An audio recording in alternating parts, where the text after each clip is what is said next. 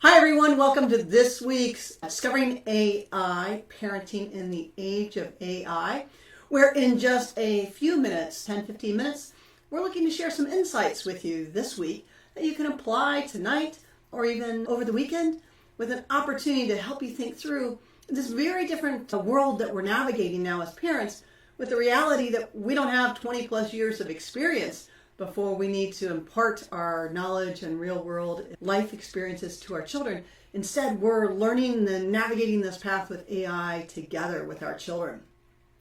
This week's newsletter edition that went out today really talks about what separates reactive AI parenting from intentional AI parenting, and what that all means in terms of how we actually as parents think about how we can do this in simply one conversation, right? I'm super glad you're here. As I mentioned, we do this every single week, weekly insights for clarity, confidence, and connection. And we talk about connection, it's really leadership, both within your role as a parent, but also that with your kids. When we think about this, I think it's really helpful to think about it from the perspective of, before you buy any AI product or tool for your family, what's the one thing you should do? And this week's newsletter is the third one in a series we've done about this particular topic, which is, I don't know about you, but certainly in our household, friends will come over and they'll talk with my daughter about, have you tried this AI tool? Or have you done that AI tool? In fact, just this past weekend, she's in the midst of trying to do her finals. We were talking about what AI tool did we want to use for helping her prepare for her finals, study notes, flashcards, those sorts of things. And I was talking with her about one path, and she said, you know what, Mom, there's this tool over here that somebody else has really talked about as being a great tool that we should out.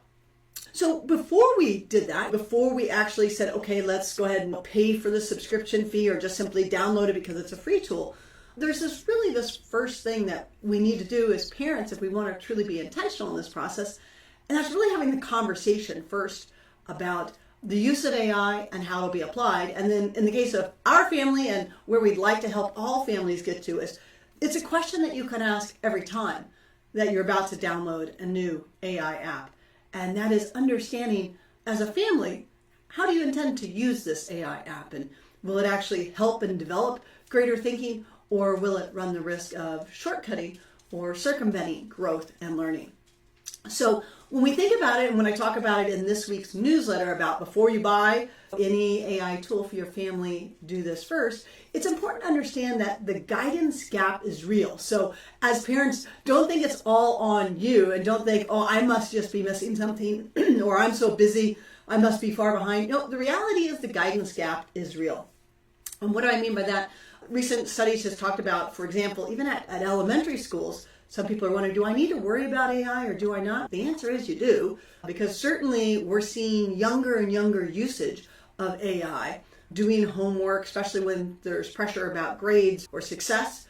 But it was interesting in terms of this national study, 96% of families with children in elementary school say their schools have not yet spoken or shared any guidance about AI.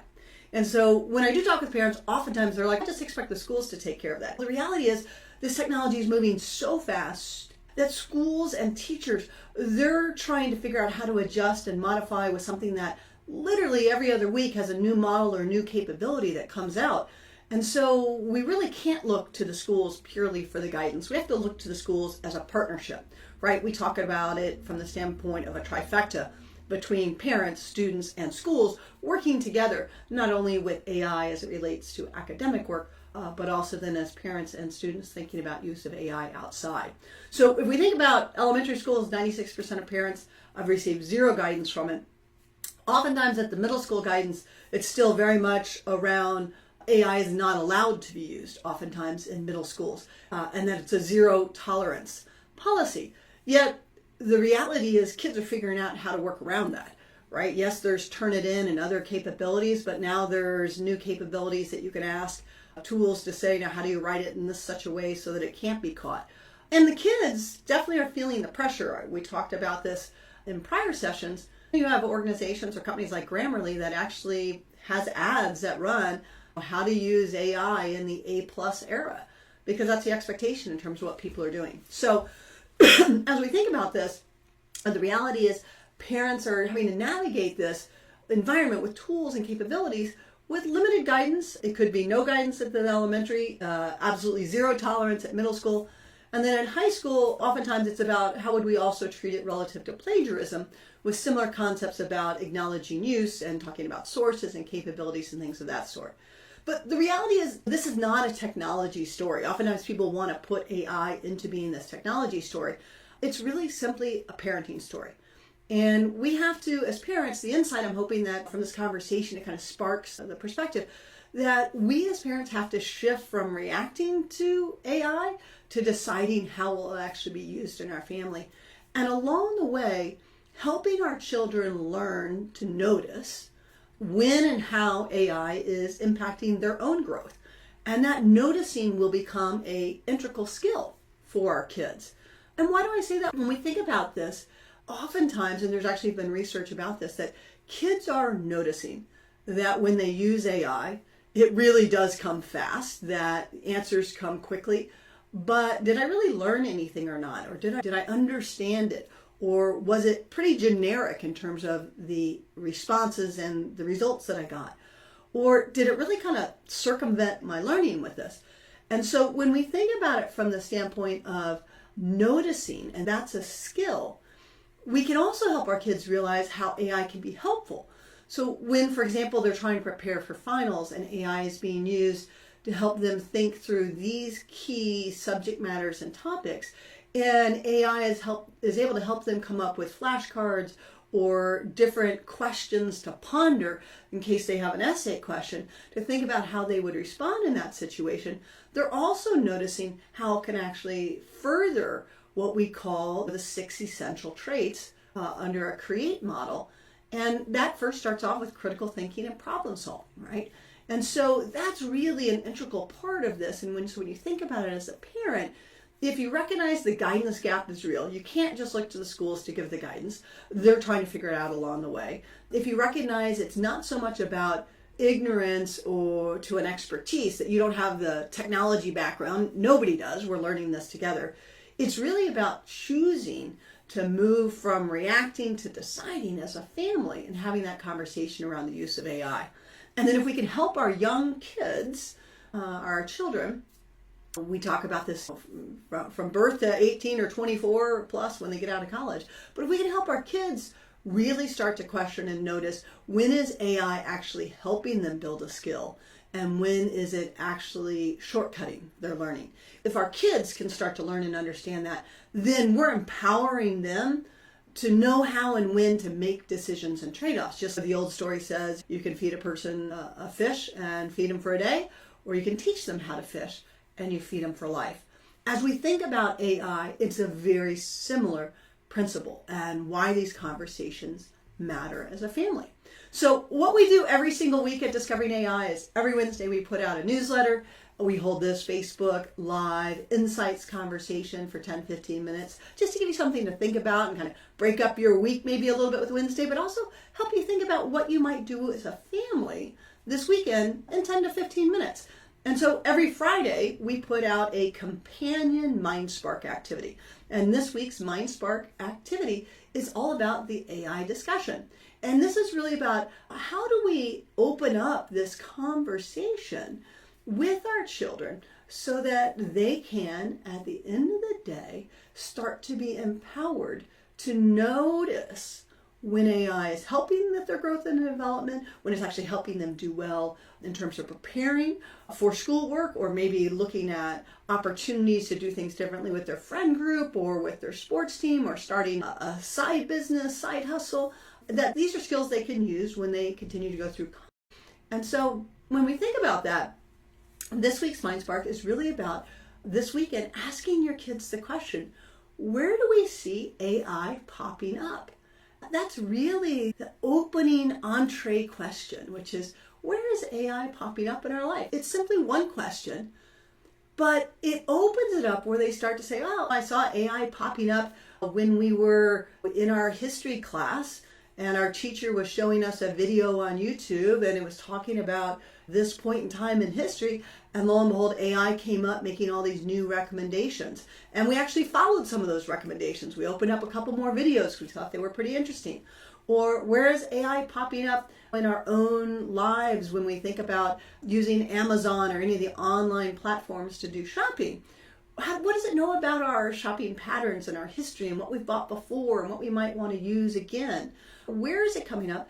And then by the same token, ask them, as you think about your schoolwork, coming to the end of term, have you or your friends at all used AI to help you study or to help you with any of your homework or to think about it? And the trick here is not to have any judgment, but simply to listen for what their answers are and let them just talk. And that's one of the most important things we as parents can do, is give the safe room for our kids to be open and honest with us and share what they're doing. And at that point in time, you have the chance to then say, okay, so do we think this actually helped us think more or think less? Did it actually help us be more efficient, or did it actually take more time? And so what I mean by that is, for example, on the think more or think less, when it brought up examples in the history class of other videos we might want to watch, it might have actually helped us think more because it brought up a video that had a different take on that historical moment. So it actually helped us expand our knowledge. Okay, great. Now, what about think more or think less when we think about it? Let's say we were doing it with Amazon and our shopping. Did we just get hit with the impulse buys that you used to get when you'd walk into the grocery store and you see that in-aisle display? Did we actually think less and just say, oh yeah, that sounds good, we'll order that, and all of a sudden our Amazon shopping cart's about $20, $30, $40 more than it was before? So we really just thought less. We didn't even look at our shopping list or go check our cabinets to see, or our pantry, did we already have this item or not?